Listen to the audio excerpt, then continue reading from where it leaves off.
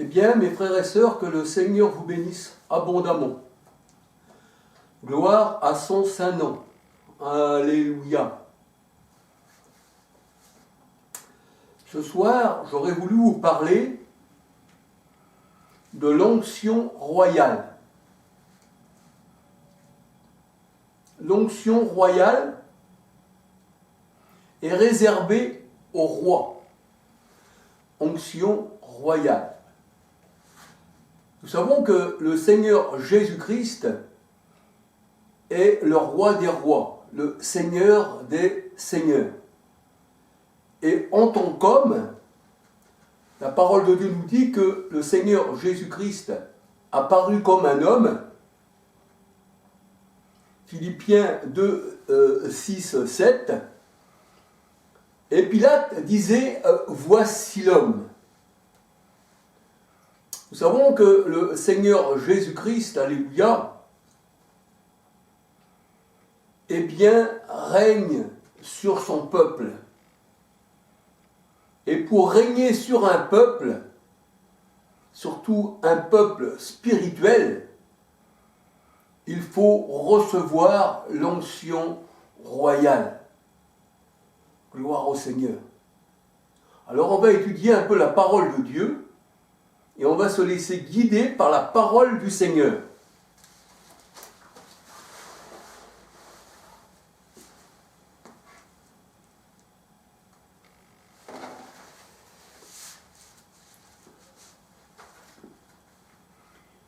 Quand le Seigneur Jésus-Christ avait multiplié les pains, et qu'il y avait là une grande foule qui avait faim, il y avait un garçon qui avait des pains et des poissons. Le Seigneur a multiplié les pains et les poissons. Nous voyons que cette foule, eh bien, qui a mangé ces pains, suivait le Seigneur, non parce qu'ils aimaient le Seigneur, c'est parce que plutôt, eh bien, ils ont mangé des pains. Et les pains que le Seigneur avait faits, eh bien, là c'était une nourriture charnelle. C'était un peu comme la manne pour les Hébreux dans le désert. C'était pas le vrai pain qui descendait du ciel. Voyons ça dans Jean 6, 31 à 63. Le Seigneur, lui, il est le vrai pain descendu du ciel, et le Seigneur, là, à cette foule, eh bien, il les a nourris de pain. Et cette foule-là revoit le Seigneur un peu plus tard, et elle se met à le suivre, mais le Seigneur leur dit, vous me suivez non, parce que, c'est-à-dire, pour des choses spirituelles, mais pour des choses charnelles, pour des choses, c'est-à-dire qui périssent.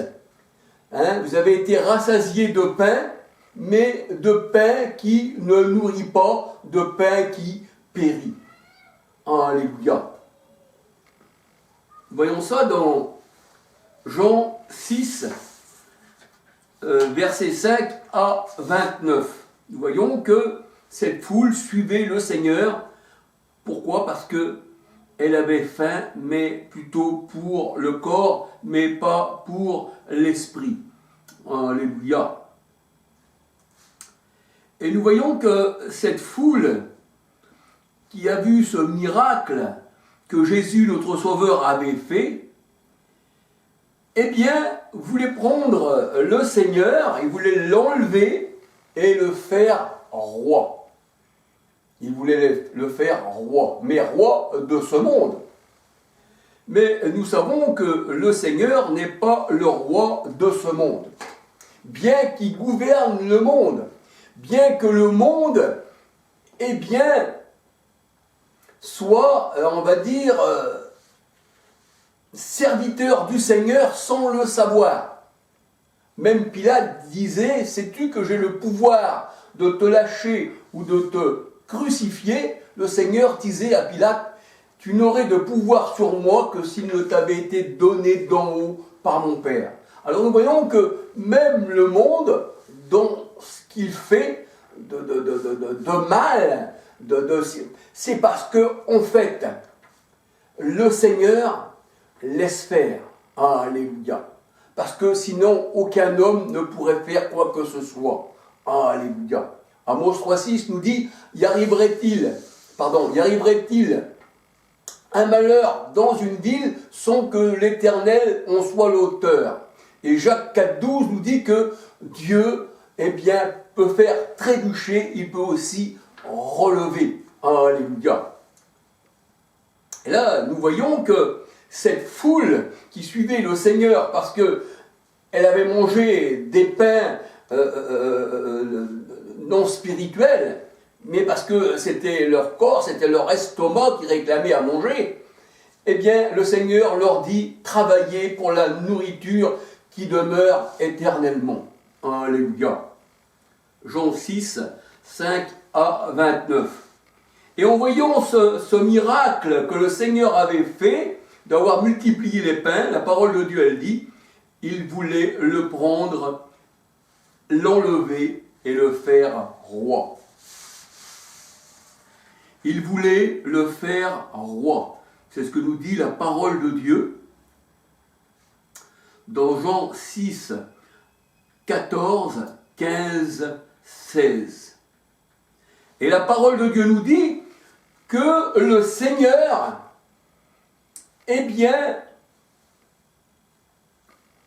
le Seigneur ne voulait pas être roi de ce monde, parce que ce royaume, ce monde n'appartient pas au Seigneur. Le Seigneur n'est pas le roi d'un monde charnel, mais spirituel. Le Seigneur ne fait pas partie de ce monde. Mon royaume n'est pas d'ici-bas, disait le Seigneur. Jean 18, versets 36-37.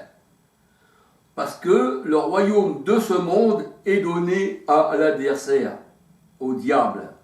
Luc 4, versets 5, 6. 1 Jean 5, 19, 20.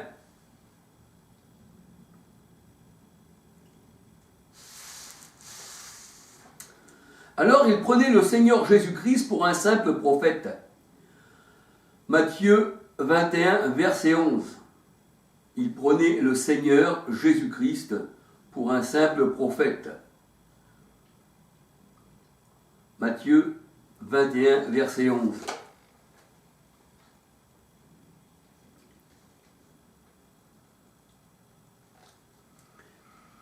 Mais en fait, les gens du monde ne peuvent pas enlever le Seigneur Jésus-Christ, le Seigneur Jésus, ils ne peuvent pas l'enlever pour le faire roi. Pourquoi? Parce que mon royaume n'est pas de ce monde, disait le Seigneur. Alléluia. Mon royaume n'est pas d'ici-bas. Ici, c'est le royaume de Satan. C'est le prince de ce monde, c'est la terre, c'est là où nous sommes, c'est le monde d'ici-bas, qu'on appelle, l'Égypte. Mais là, nous voyons que le Seigneur Jésus-Christ, la parole de Dieu nous dit, il a reçu en tant qu'homme l'onction royale, il a reçu l'onction royale pour être roi de l'assemblée céleste. Alléluia. Donc, dans ce monde où nous sommes, ce monde charnel, là où il y a l'injustice, là où il y a les ténèbres, là où il y a l'ombre de la mort, les gens du monde vont élire leur roi. Ils vont élire ceux qui vont juger dignes de les gouverner. Ça sera leur comment qu'on va dire, ils auront jugé un homme digne au-dessus des autres hommes pour le placer à la tête du peuple, comme le président Macron par exemple. Il a été élu. Et Macron, après avoir été élu, il va choisir des ministres, il va choisir son gouvernement. Mais ces gens-là, sur cette terre, eh bien, on va dire, ils sont élus par le peuple de ce monde. Et ils mettent leur confiance dans un homme. Jérémie 17,5 nous dit « Malheur à l'homme qui se confie dans un homme ». Parce que tous les hommes sont égarés. Il n'y a pas un seul juste sur la terre, la parole de Dieu nous dit. Tous sont pervertis. Alors, choisir quelqu'un parmi tous ces pervertis, autant garder le premier arrivé. C'est pareil, parce que c'est tous les mêmes, c'est la même Syrie, ça fait partie du même lot. Alléluia. Donc le Seigneur ne pouvait pas être élu par un peuple charnel. Et la parole de Dieu nous dit, et Jésus se retira sur la montagne. Jésus se retira sur la montagne. Alléluia. On va regarder dans Jean.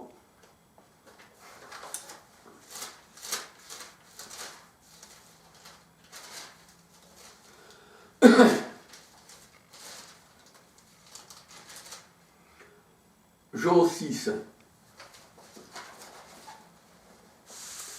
Jean 6, 15.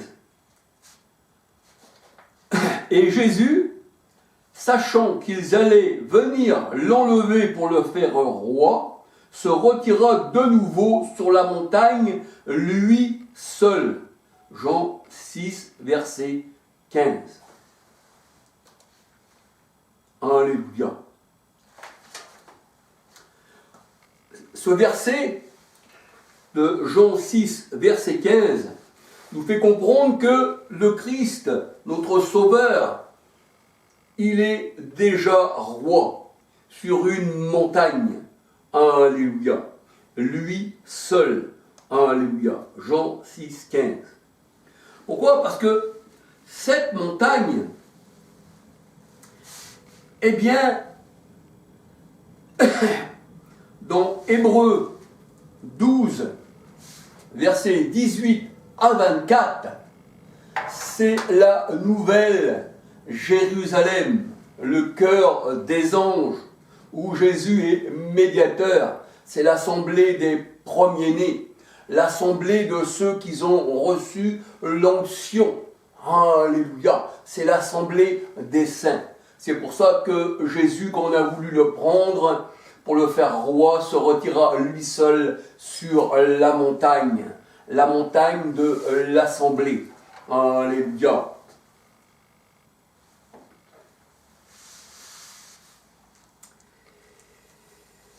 Alors, le psaume 2, 5, 6, 7, 12. Le psaume 2, psaume 2,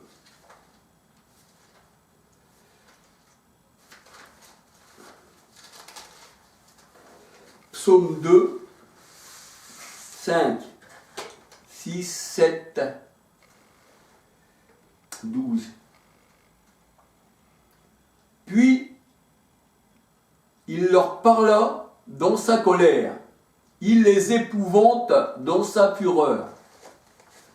Et là, la parole de Dieu nous dit, au verset 6, psaume 2, 6, « C'est moi qui ai oint mon roi sur Sion, ma montagne sainte. » Au verset 7, « Je publierai le décret. L'Éternel m'a dit, tu es mon fils, je t'ai engendré aujourd'hui. » Et là, on parle du Seigneur Jésus-Christ.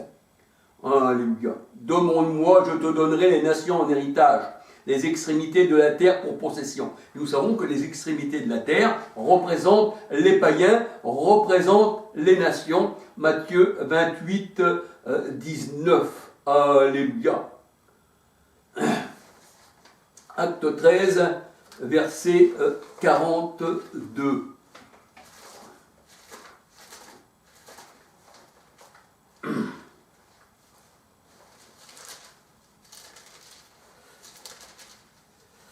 Acte 13, verset 42.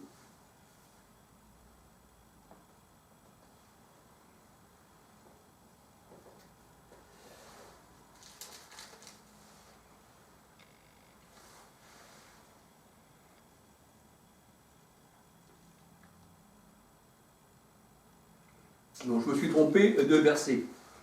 Alors, c'est pas grave. Acte 13, verset 42, on verra ça plus tard, parce que je me suis trompé de verset. Alléluia. Donc, on s'arrête à Psaume 2, versets 5, 6, 12. Nous voyons que le Seigneur Jésus-Christ a été, eh bien, oint comme roi sur la montagne sainte de Dieu. Alléluia. C'est tout à fait logique que le Seigneur soit oint. Et l'onction dans la parole de Dieu, Acte 10, 38, c'est l'Esprit Saint. Acte 10, 38.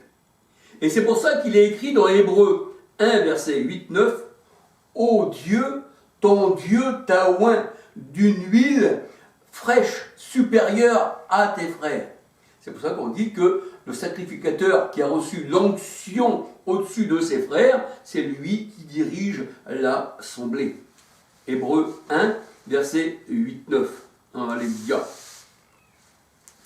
Et c'est pour ça, comme le royaume de Dieu et de Christ est céleste, et qu'il n'est pas terrestre, Jean 18, 36, 37, Luc 4, 5, 6, eh bien, le Seigneur devait être oint sur la montagne sainte. Alléluia. Pour être roi sur un peuple spirituel. Alors on peut dire que le prophète, le roi, le sacrificateur était oint. Alléluia. 1 Roi 19, verset 16. Et l'assemblée céleste, dont le Christ a été oint et par laquelle il est roi, eh bien c'est la nouvelle Jérusalem. Apocalypse 21, versets 1, 2, 9, 10, Hébreux 12, versets 18 à 24. Alléluia. Et on peut dire que les rois, pour régner, eh bien, étaient oints. 2 Samuel 12, versets 7-8. 1 Samuel 16, versets 1, 3, 6, 7, 8 à 13. 2 Rois 9, 6. 1 Roi 1, verset 38, 39. Donc c'est l'Éternel lui-même qui oint son peuple, pour que le peuple de Dieu soit un peuple de sacrificateurs. Alléluia. Parce que les sacrificateurs, même comme Aaron, étaient oints pour avoir, eh bien, pour le service, pour le sacerdoce. Alléluia. Donc, on ne peut pas dire qu'on prend Jésus et qu'on va le faire roi. Pour qu'il soit vraiment roi céleste, il faut l'onction céleste. Alléluia. Il faut l'onction céleste. Et c'est pour ça que Jésus se retira sur la montagne, lui seul, et qu'il refusa le royaume de ce monde. Jean 6, verset 15. Seigneur Jésus-Christ est roi et apôtre et souverain sacrificateur, établi sur la maison de Dieu, c'est-à-dire sur la montagne sainte, la maison de Dieu, la nouvelle Jérusalem, l'épouse du Christ. Alléluia. Hébreux 12, 18 à 24, Apocalypse 21, versets 1 à 23. Hébreux 3, versets 1 à 6. Hébreux 3, versets 1 à 6. Le Seigneur Jésus-Christ est venu à la manière de Melchisédek, selon l'ordre de Melchisedec. Les Illuminati ont aussi des ordres, les Rose-Croix, l'ordre des Rose-Croix, l'ordre de ci, l'ordre de ça. Tandis que le Christ, lui, il est venu à la manière de Melchisedec, l'ordre de Melchisedec. Et il est souverain à, on va dire, à toujours. Et il a un ministère irremplaçable. Hébreux 7, verset 3. Hébreux 7, verset 24. L'onction consacrait les fils d'Aaron comme sacrificateurs. Ils étaient consacrés pour l'exercice du sacerdoce.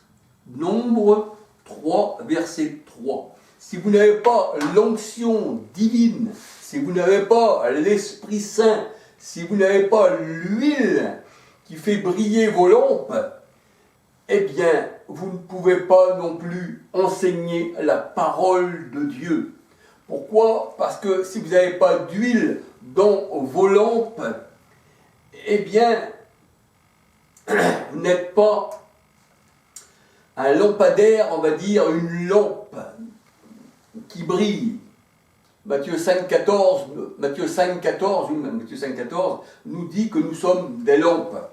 Et ayez de l'huile en vous-même, nous dit le Seigneur. Alléluia.